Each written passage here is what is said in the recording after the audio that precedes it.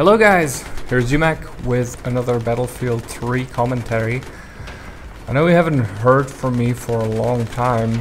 Well, there's a number of reasons. One is that I'm playing at 576p most of the time, and if I'm not, I'm still using my HDMI link because my monitor that I've replaced my old TV with simply isn't all that great for Battlefield, because no matter how I tweak it, the contrast is still too high and I can't really see people. And because Battlefield favors split-second reactions and gives you really laggy controls, like this is the reason why I want the fast control. You see that I already knew that I'm gonna be shooting there, that the gun slowly goes into that direction, and then I can shoot the guy. And I do change my playstyle if I'm playing 720p, but I really hate that back. Anyway, I was gonna make this a super rant about Battlefield and how better balanced Bad Company 2 is, but I'm not gonna go there. I was raging a lot on Metro, we just lost, and it's not that there's anything overpowered, it's just that people are idiots. It's crazy. It was Metro on Conquest, which is perfectly fine. All you need to do is, when I manage to flank and capture that other extreme flag, you spawn there and cap or help me cap Bravo. There were two guys in a squad and we did all the capping. The idiots kept on spawning in the base and kept, I don't know what they were doing in the tunnel, but maybe they just like eat lead, I don't know. Anyway, so I think Bad Company 2 was better balanced, because I remember so many epic battles where it was balanced and it was down to a few tickets, and I have footage to prove it. I link a few, for those of you who haven't seen them. I linked a few videos, Bad Company 2 videos, where I think it was a balanced game. In here you either rage because the team is really idiotic, and not just that they're, you know, not doing anything, dying way back, you know, where no action is, or they just take your vehicles that you would be able to actually make some difference and just drive it to the ground or something like that. It's just ridiculous. Anyway, I'm not gonna be ranting. I will try to be positive. So I'll give you a few tips from what I've learned from the game that you hopefully haven't heard, and I'll also give you some tips that you probably know. You probably know that there is the Javelin guided missile, and that there's a possibility of a team play where your friend takes a recon and uses the SOFLAM. But I've experienced that, you know, good chopper players actually take out the SOFLAM as soon as you start using it and target them. What I found much better, you saw me here in the third seat in the tank, is that the driver equips the homing missile, which is not very useful for tanks or vehicles unless they're really far away, but it's super useful against choppers. It's not very useful against jets because they're too fast, but the driver can get a lock on that the chopper pilot can't get rid of using the flares. The third seat man in the tank needs to mark the target and then it's the driver's time to mark it as well. So that's why it's not very useful against jets, because you're essentially targeting the vehicle twice, once as this person, and then as the driver of the tank. I also found this third seat to be great for when you're doing what I'm doing, repairing tanks, being the gunner and repairing tanks. And that's unless there's a blueberry ruining your experience by taking the gunner seat, you're gunning, and if you're with a decent driver, then he's always facing the enemy with the front of the tank, so that you get most armor forward. And so what you do is you switch to the third seat, turn around to the back of the tank, and then switch to the gunner, and that way you can shoot people, infantry that's running around tanks, while your driver is shooting the tank. And if it's time to repair the tank, you switch to the third seat, exit the vehicle, you can start repairing, and then when you enter the vehicle, you're automatically looking forward where the enemy is. So that's very useful. The key thing is that you're actually exiting the vehicle in the direction that you're looking while sitting in the vehicle, which got me killed a number of times at the beginning. So wherever you're looking inside, you're gonna exit the vehicle that direction. Another tip I have is when you're infantry, and I'm pretty much always running the engineer because I love shooting rockets into vehicles and generally have something to be useful with on Conquest. Well, in Rush as well. There's only a few exceptions where I'm switching to either medic or assault. Anyway, so you probably know the basics, that you can actually change the firing mode of most of the weapons except for LMGs with the down arrow. And while it sounds like a gimmick and something that you can't really do mid-fight, for cases like this, you switch, and there's a couple of benefits. You are more precise, and you definitely save ammunition, and I think it actually deals more damage. So a single bullet shot in the single fire mode actually deals more damage than a single bullet that comes out of a burst, and that burst usually means that one of the bullets hits the target and the other ones don't, because the spread for long distances is too big. So it really, when you have the time, it's really good to switch. And another thing is, when you're using a scope, and no matter what kind of scope, like you see me use the Terminator vision, the infrared scope, you can actually do the same thing as a sniper does with those long distance scopes, and that's holding the left joystick to stabilize.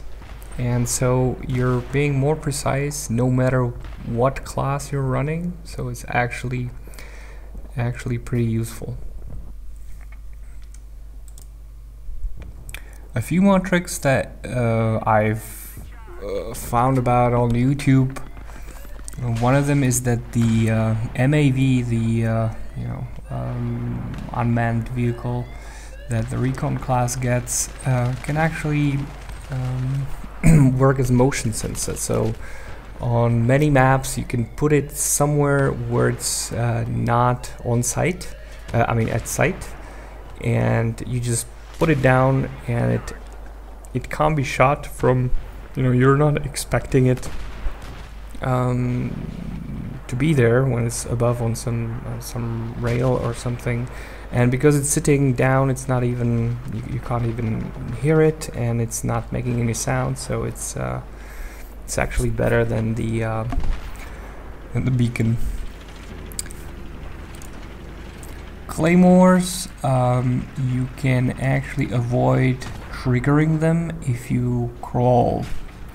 So all those crouch walk beasts actually are good at not triggering claymores, which are usually at the MCOM stations. So I prefer just shooting my RPG into it before entering the room, because you can actually take down the author of these things. Yeah, that's another option, is to, when somebody's actually camping somewhere and just has that claymore as a safety measure, that's really nice to be able to take him out with a knife, although I'm not really successful with knives all that much.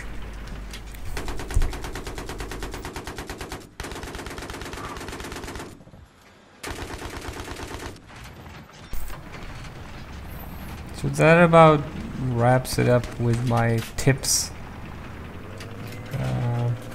in a game that I've wasted at least 70 something hours, which is ridiculous, and I've ranked up pretty fast. But even though I'm ranking up, opening up all the weapons, and we do win games, it's not fun. The games that we win are conquest games, because Rush really is just sheer luck, because the people that play this game are really bad. And that didn't happen in Bad Company. There's been so many great battles, and this is just, we cap all flags and then spawn rape, or we get our asses kicked completely, and you try to take a vehicle to turn the tide. I love the what's it called?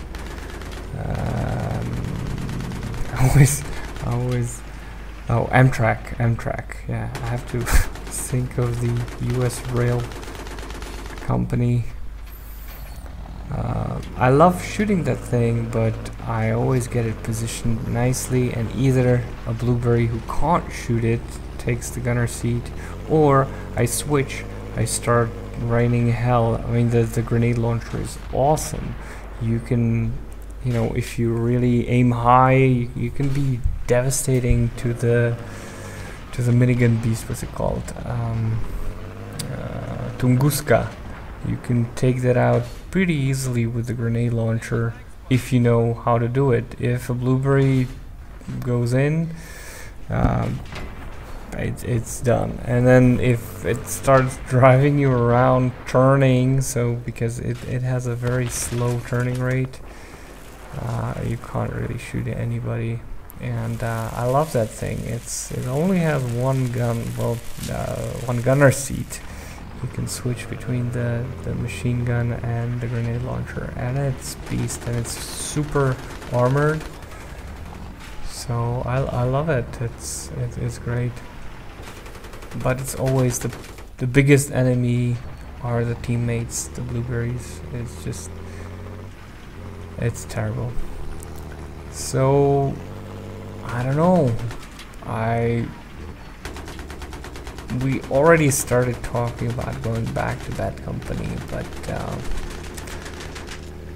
I still hope that the game will change. I definitely hope that they will fix the freaking voice chat. I mean, come on, guys. I know you're working on stupid little things like flashlights that the PC guys are complaining about. They have nothing to complain about. Your game is completely broken on the PlayStation. You can't control it. Well, I play it on 720p as well, but when I saw how much better it is at 5, you see me exit the vehicle here, the way I described. So when I see how better it is at 576, I don't want to play 720p, and I don't think the beta was this bad. it may not have been as responsive as this that you're watching here, but it definitely wasn't as bad as the game is. And the voice chat, I mean, I'm not really talking to my friends. All we do is mine, hoping that from all the clicks and hisses that they're hearing, they're gonna figure out that there is a mine in front of the tank. And, you know, left, bravo, alpha, that sort of communication. And it sucks because we've been talking about other stuff in the game, in-game, and it was definitely much more fun. So, I don't know. I mean, I'm still addicted to the game. Like I said, more than 70 hours in it already, and level, I don't know, 48, 40 something. The third, what is it, kernel. But I keep being angry at the game more than I'm having fun. Like, and I don't think I mean, stuff explodes, and sometimes you do hit a chopper with an RPG, but it's just in bad company with those 84 shots. You felt so good when you took down, you know, a Hind or a Black Hawk. It was just nothing in here. I mean, it's good that there's nothing overpowered, but it's just, I don't know. I kind of feel like Bad Company 2 had the balance, you know, better. I do love the map, so the no-shot canals are great, and I love, you know, Seine Crossing. It's just amazing that, you know, you have all these nice buildings and you can take out the facades. It's lovely. I love the setting, but, you know, give me these maps in Bad Company 2 and I would be much happier. Alright, take care guys, and do let me know what you think about the game, and if there's any hope for balanced epic battles that we were looking for. Cheers.